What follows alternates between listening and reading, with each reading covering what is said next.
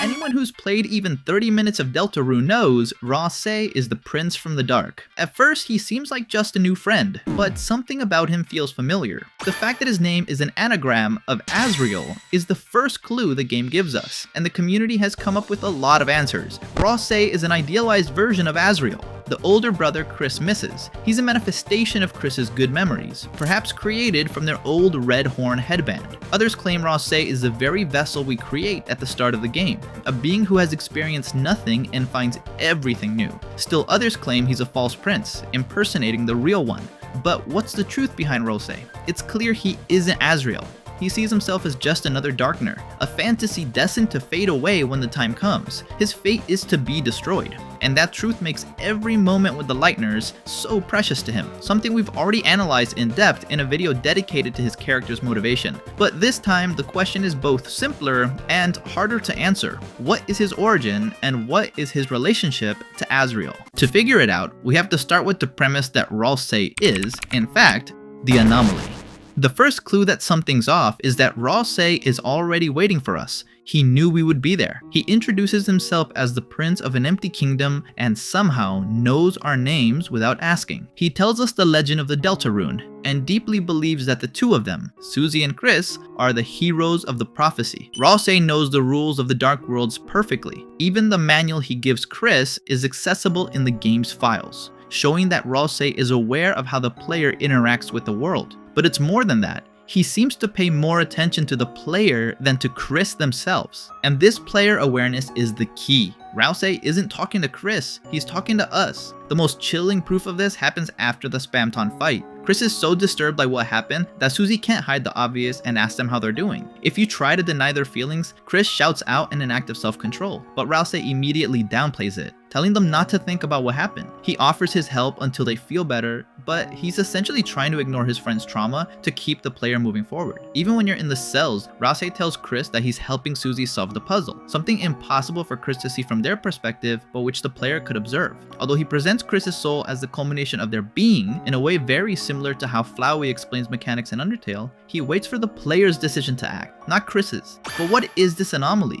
The golden rule of the universe is clear. Darkners are objects brought to life by the will of the Lightner who opened the fountain, shaped by their memories. While Ralsei is confirming which objects several known Darkners are, he's about to reveal his own object form when Susie interrupts him, claiming that objects don't have all the characteristics he does. Ralsei accepts what Susie says and asks him not to worry about the Darkner's true form. The most popular theory about Ralsei's Light World form involves Kris's horns. In this view, Ralsei is the idealized version of Asriel, the brother Kris misses. The headband is the only object in Kris's house with a direct connection to Asriel. It's a childhood memento, a tangible memory of the games they used to play. Some have even imagined what would happen if Kris entered the Dark World with the headband equipped. This would explain why Ralsei's horns have a reddish tint and why we haven't seen the headband anywhere in the game. The theory posits that the headband was in the old classroom where the Grand Fountain was created, the kingdom of Castletown. His ability to travel between dark worlds is explained by a sort of personal inventory for Kris inaccessible to the player, where Kris keeps the headband and their knife. Whoever is responsible for creating the Grand Fountain must have some connection to Asriel or Kris to give Ralsei that specific form.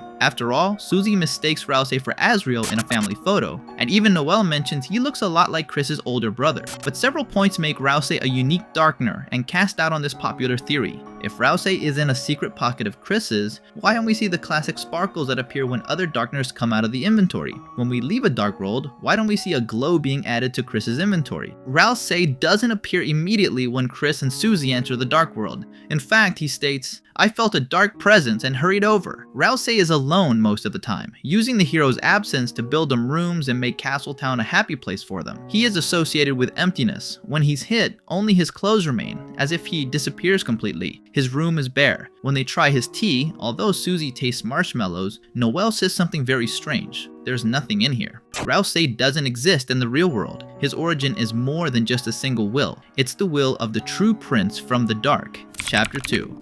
The Real Prince.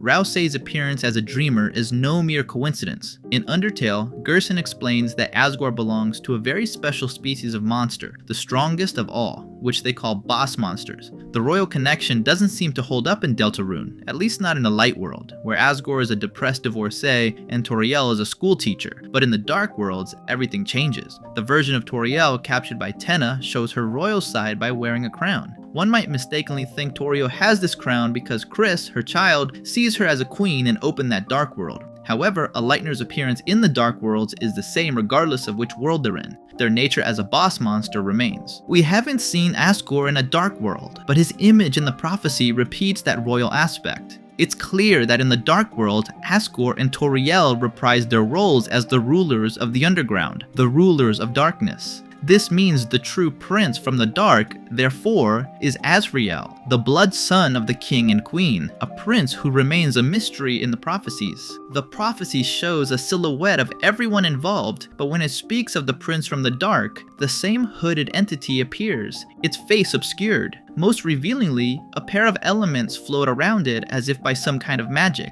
And this is because the prince from the dark isn't Ralsei, it's Asriel, who, like Toriel with her psychokinesis, has innate magical abilities. The prophecy never specifies that the prince from the dark is a darkner. We assume this because Ralsei claims it's him. He has a castle and knows everything about the dark worlds. But this is a borrowed title, taken from the very monster whose appearance he mimics. There is one point that could debunk this entire analysis: the Deltarune itself. In Kris's room in Castletown, there's a rug with the symbol, but unlike all the others, this one has colors that curiously match the dark world appearances of Susie, Kris, and Ralsei: pink, blue, and green. The upward pointing triangles represent the Lightners, and the one below represents the darkner from the prophecy, Ralsei. If we follow that logic, he is undoubtedly the prince from the dark. But what if there's something more hidden? A different interpretation that takes Ralsei out of the equation. Gerson once told us that the triangles of the Deltarune symbolize the monsters of the underground. This makes a lot of sense, since monster souls are like human souls, but inverted.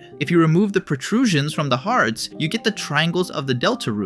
But why does only one of these triangles point down? Many believe it's because it represents a human soul. Even though they were trapped underground, humans lived there before Frisk fell. If the triangles in Deltarune represent the souls of two monsters and one human, not two Lightners and the Darkner, then Kris is the human of the prophecy, Susie is one of the monsters, and the other monster, the prince from the dark, is Asriel, firstborn of the Dreemurs and heir to their royal blood. But why would Ralsei lie to us? Why would he present himself as a prince of darkness? The answer is something Ralsei practically screams in our faces. His sole purpose is to make the heroes happy. His reason for existing is to accompany the heroes on their prophetic journey. Despite having no control over their decisions, he tries to teach them the peaceful path, explaining the world's rules as if it were a game where they can have fun and recruit friends. He agrees to any deal the player wants to make and blushes at every sign of affection. Ralsei is a special darkner, created by someone with enough determination to make the Grand Fountain.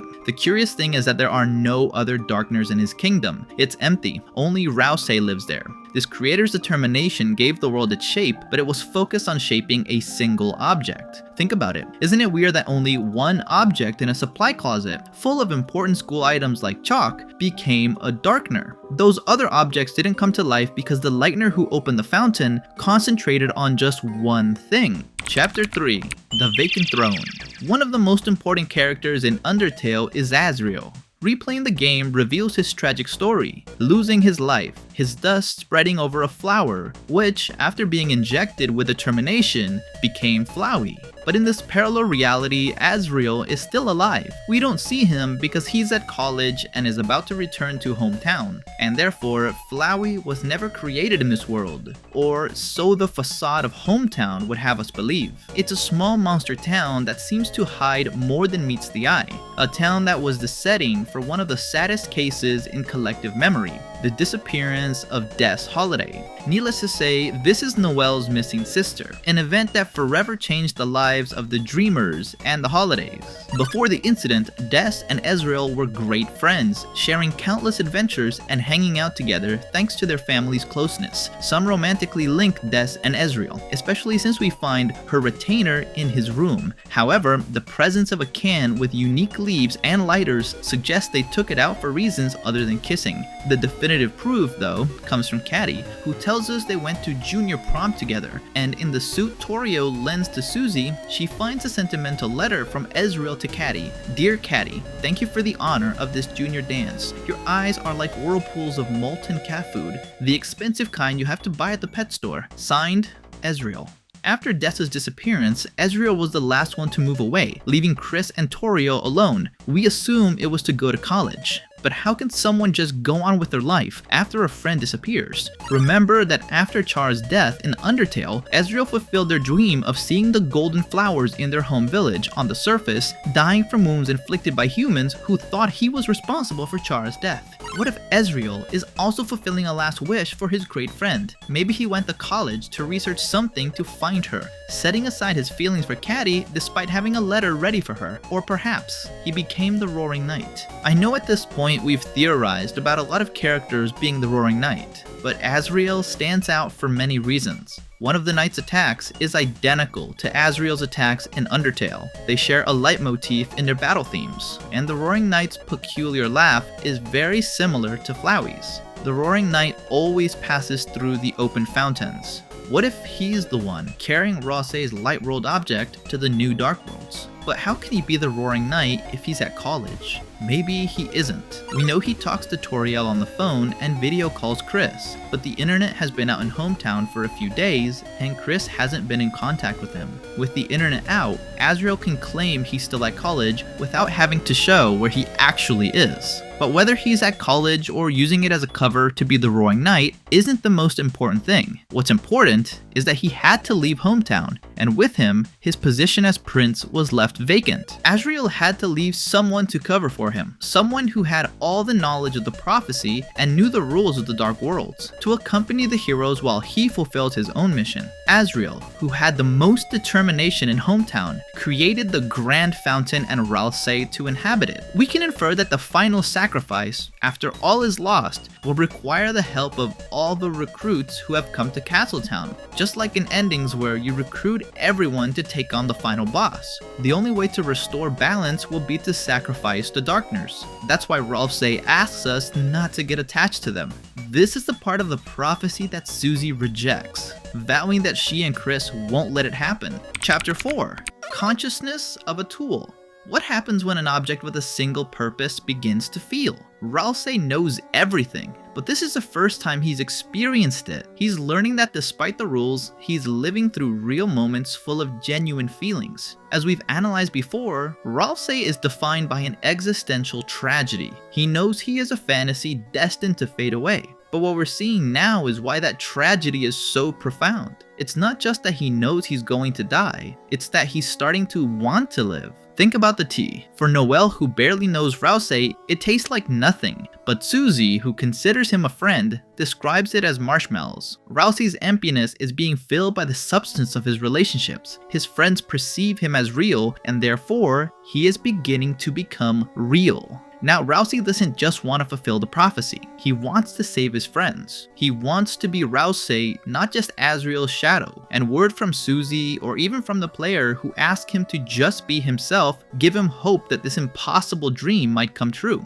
But Asriel is about to return to hometown, and with him, the answers to many questions. If he sees how his creation has evolved and is becoming something more than what it was originally made for, will he react like an understanding brother or like someone watching their plan fall apart? What is hidden in Castletown? And why is there a large door with wings and a human soul? Why, upon entering for the first time, do we find the symbol of the Titan's eyes? Will Ralsei fulfill his purpose, or will he seek to break his chains like other Darkners who were driven to madness? Ralsei's still hiding many secrets, and the mysteries of his kingdom continue to echo through the chapters. We'll save these topics for another video if that's something you'd like to see. But let me know in the comments, who do you think created the Grand Fountain? Is the player's determination greater than his creators, causing him to transform based on their decisions and recruits? Is Asriel really at college, or is he deceiving his parents? Will Ralsei ever be able to exist in the light world in his darkner form? Tell me your theories, ideas, or whatever's on your mind. I always read them.